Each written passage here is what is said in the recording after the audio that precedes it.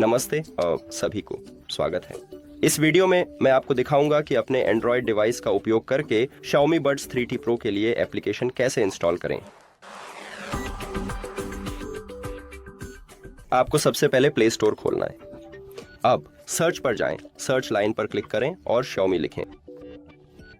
अब सर्च करें और नीचे स्क्रॉल करें और आपको इस एप्लीकेशन को इंस्टॉल करना चाहिए।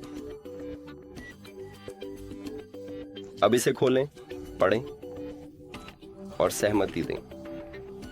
अपना क्षेत्र चुनें और फिर अगला क्लिक करें। छोड़ें, अनुमति दें, ईयरफोन जोड़ें। ऐप का उपयोग करते समय सहमति दें।